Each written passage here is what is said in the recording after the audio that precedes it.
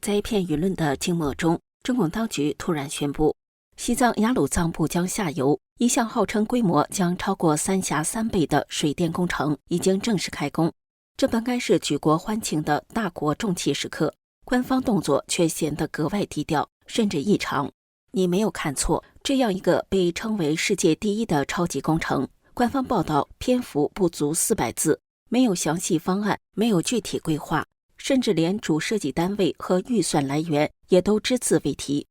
而在开工仪式上，最该现身的那位习近平竟然没有露面。替他站台的是总理李强，但李强全程只是宣布开工，接下来便一言不发，没有热烈赞美，也没有信心喊话。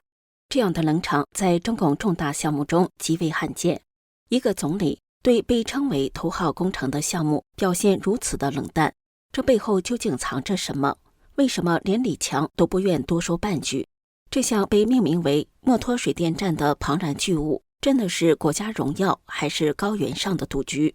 大家好，这里是大时局要闻透视，我是王真。我们先来看李强为什么沉默。很简单，因为这个工程他说了不算，真正力推这个项目的是当今中共党魁习近平。这个雅鲁藏布江下游水电站被官方定位为“十四五”规划的头号重点工程。我们查阅一下官方记录，就能清晰地看到一条由习近平亲自指挥、亲自部署的时间线。2021年5月14号，习近平在河南南阳开会，专门听取南北水调后续工程的汇报。但会议的真正重点是高调拍板，要推进雅鲁藏布江下游的水电开发。仅仅2个月后，同年7月21号，习近平又亲自飞到西藏林芝地区，名义上是庆祝西藏和平解放70周年，但他的核心行程是专门考察雅鲁藏布江下游，为这个超级大坝选址。大家想想这个速度，当年那个贻害无穷的三峡工程，从毛泽东提出想法到江泽民正式拍板开工，中间经历了长达38年的反复论证和争吵。而这个雅鲁藏布江水电站，从习近平拍板到正式动工，用了不到5年。可以说，这就是一个彻头彻尾的习式工程，是习近平为自己树碑立传的千年大计。而李强在开工仪式上的沉默，则暴露了他内心的疑虑和无奈。我们大时局频道会及时追踪各种重大新闻。如果您想翻墙观看我们的节目，我推荐一款非常好用的 VPN， 神盾 VPN。我和我们团队的人觉得这是目前真正值得信赖的安全 VPN。为什么这么说呢？很多人可能都在用 VPN， 但是传统 VPN 存在一个问题，它只用一台伺服器，资料经过加密传到 VPN 的伺服器，然后由同一台伺服器发送出去。也就是说，它不但知道你的来源 IP， 也知道你连去哪里。这意味着只要那台伺服器有风险，你的整条路径就会被看得一清二楚。而神盾 VPN 采用的是独家技术，双节点 P2P 加密架构，资料会经过2台伺服器转送。第一台只知道您的来源 IP， 第二台只知道您要连的目的地。2台之间端对端加密，任何单一节点都无法还原整条通讯路径，连神盾自己都无法追踪您在网络上的行踪。除了安全，神盾 VPN 的速度和稳定性表现也很出色。神盾 VPN 可以在全球伺服器自动切换，随时连最近最快节点，而且一个账号可用在手机、电脑、平板，可以全家分享。现在购买2年方案享65折优惠，输入我们节目专属优惠码大时局，再打9折，30天内不满意全额退款，无风险适用。赶紧点击节目下方描述栏的购买链接购买。那么李强在担心什么呢？我们来看看这个工程到底有多危险。首先是无可挽回的生态灾难。中共官方没有披露详细的建设方案，仅称工程主要采取截弯取直、隧洞引水的开发方式，建设5座梯级电站。但是据旅居德国的著名水利专家王卫洛介绍，虽然说这项工程采取隧道引水发电，但是还是必须建设大坝，而且这一次还要建设2座大坝，因为雅鲁藏布江的流量季节变化很大，必须有库容大的水库来调节流量，否则发电量极不稳定，也无法控制。雅鲁藏布江大峡谷是地球上最深最长的峡谷，被誉为人类最后的秘境。这里是全球生物多样性最丰富的地区之一，拥有从热带到寒带的完整垂直自然带，保存了许多古老的特有的物种。这里生活着40多种国家级保护动物，包括雪豹、金钱豹、云豹、赤斑羚、喜马拉雅烈羚等等。这里的原始森林和高山草甸是无数珍稀植物的家园。一旦大坝建成，巨大的水库将淹没大片原始森林和珍稀动植物的栖息地。这种对一个独特生态系统的斩首式破坏将是永久性的。第二是极高的地质风险，这一点是最致命的。雅鲁藏布江下游地区位于喜马拉雅地震带的核心区域，是印度洋板块和欧亚板块碰撞的最前沿，是全球地质活动最活跃、强震最频发的地区之一。1950年，这里就发生过历时8.6级的墨脱大地震。地震造成墨脱县居民大量伤亡，震央附近地区几乎被完全荡平，房屋全部被毁，人口死亡率达90%以上。在这样的地方建大坝，无异于是在一个火药桶上点火。第三是水文改变与下游生态的死亡。雅鲁藏布江携带的巨量泥沙是其下游印度阿萨姆平原和孟加拉三角洲土地肥沃的根本原因。每年洪水泛滥带来的泥沙为农田补充了天然的养分，一旦大坝拦截了这些营养物质，下游的土地将迅速贫瘠化，数千万农民将面临粮食减产甚至绝收的困境，这将直接威胁到2个国家的粮食安全和社会稳定。第四是迫在眉睫的地缘政治冲突。雅鲁藏布江流出中国后，就成为印度的布拉马普特拉河和孟加拉国的贾莫纳河，是这2个南亚国家数亿人口的生命之源。中共在上游建起超级大坝，就等于控制了下游国家的水龙头，这让印度方面非常紧张。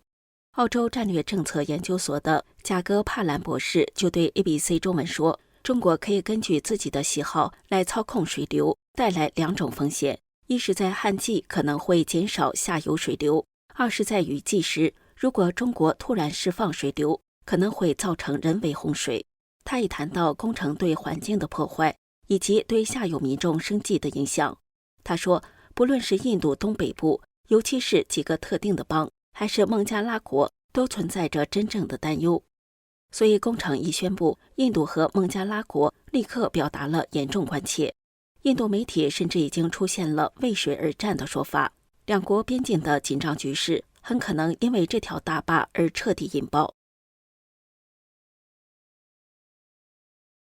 既然风险如此巨大，连总理都面露难色，那习近平为什么还要1意孤行，非要现在匆忙上马呢？这背后有3个原因。第一个原因是为了争夺世界第一的虚名，中共一直有世界第一的情节。当年讨论三峡工程时，曾经有高中低坝3个不同的方案。邓小平原本支持低坝方案，这可以减少移民数量，但李鹏以中坝方案可以在发电装机容量和年发电量都超过巴西和巴拉圭河间的伊泰普工程夺得2个世界第一为由，说服邓小平转而支持中坝方案。多年来，三峡和伊泰普为世界第一的头衔明争暗斗，这时一个潜在的巨无霸规划让他们都黯然失色。这就是位于非洲刚果民主共和国的大英加大坝项目。根据规划，整个项目完成后，总装机容量将达到恐怖的4000万千瓦，这几乎是三峡的2倍。一旦建成，它将毫无悬念地成为新的世界第一。于是，这个雅鲁藏布江水电站从设计之初就担负着一个重任，要成为三峡的超级继任者，发电量要达到三峡的3倍，一举夺回并永久保住世界第一水电工程的头衔。可笑的是，大型水坝在国际上早已经是被边缘化的夕阳工程。美国从上世纪90年代开始就进入了拆坝时代，以恢复河流的生态系统。欧洲各国也纷纷跟进。也就是说，当文明世界在努力纠正过去的错误时，中共却试图在一个过时的赛道上去争夺一个早已失去光环的冠军。习近平的第二个动机则要现实得多，也急迫得多，那就是为病入膏肓的中国经济续命。中国经济的真实状况已经无需赘言，房地产这台最大的增长引擎彻底熄火，地方政府深陷债务危机，连给公务员发工资都成了问题，青年失业率高到官方不敢再公布，消费降级成了全社会的普遍现象。过去几十年，中共赖以维持增长的投资驱动模式已经走到了尽头，怎么办？在黔驴技穷之际，习近平又捡起了最老最粗暴的办法，搞超级基建。雅鲁藏布江大坝就是这剂猛药。表面上看，它可以消化过剩产能，创造 GDP 数字，缓解一部分失业压力，但这一切都是以透支未来为代价的。首先，这个项目的经济效益极低，西藏本身地广人稀，电力严重过剩，根本用不掉这么多电，要把电通过昂贵的特高压线路输送到东部，成本高，损耗大。其次，钱从哪里来？中央财政、国有银行贷款、发行特别债券，无论哪种方式，最终买单的还是全体中国纳税人。这将进一步加剧中国本已非常严峻的债务问题，把更大的金融风险留给未来。更重要的是，虽然官方宣布总投资额为 1.2 万亿人民币，但考虑到其极端的施工难度，最终的开销很可能是一个无底洞。所以说，这个工程在经济上是一种饮鸩止渴的行为，它用一个巨大的泡沫去掩盖和对冲房地产泡沫破裂后的经济衰退，但其结果只会制造一个更大、更危险的金融和债务泡沫。习近平的第三个动机就是打造一个终极地缘政治工具，这一点可能是最核心的。就像我们前面分析的，谁控制了雅鲁藏布江的水，谁就扼住了印度的咽喉。几年来，中印关系持续恶化，边境冲突不断，对中共来说，常规战争的风险和成本太高。如果能手握这个水阀门，就等于有了一张对付印度的王牌，它可以不必费一兵一卒，就能给印度制造巨大的内部混乱，在未来的任何谈判中占据绝对优势。作为应对，印度已经宣布要在其控制的阿鲁纳恰尔邦，也就是中方所称的藏南地区，修建一座装机容量达1万兆瓦的大坝，作为一个防御性的蓄水池。一个围绕水资源的大坝军备竞赛已经在喜马拉雅山南麓打响，这将进一步加剧地区的紧张局势，并对生态环境造成双重的破坏。不过，这个工程是否能按计划完成，恐怕还是一个未知数。有中国的经济博主断言，它必将烂尾。一系列提前拟好的马屁文章纷纷出炉，什么带动多少产业发展，产生多少经济效益等等。我只想说，放屁都是放屁。且不说这个地方的地形地貌有多么复杂恶劣，施工难度有多大，配套维修成本有多高，就算理想状态下，目前的经济形势也不是搞大型建设的时候。现在光伏企业限量上网，煤炭限产80%，一边行政去产能，一边大搞能源建设，一边说债务占比高达 GDP 的300%，一边继续大幅举债，这是自相矛盾。不错，我讲过，只有投资能够拉动经济，但不是花钱就是投资，以赚钱为目的的投入才叫投资。现在的能源产业都不赚钱，还要继续投入，不就是在消灭财富吗？而且这个投资主体必须是花自己的钱，而不是以揩油为目的的花别人钱的人。花自己的钱才会认真计算成本收益，错了也会及时收手，而花别人的钱完全不一样。什么是资产？能够产生收益才叫资产。如果建的道路电站没被使用，它也不是资产，而且由于维修保养的费用会完全变成负资产。中国永远地记住了朱镕基当年的大搞基建，把基建当作拯救经济的灵丹妙药，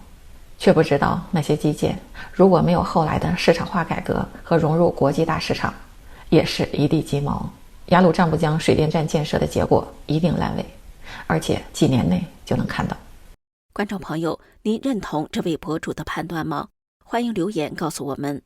这里是大时局要闻透视，感谢您的陪伴与思考，请订阅、分享并打开小铃铛，和我们一起在动荡中坚守真相，在黑暗中点燃希望。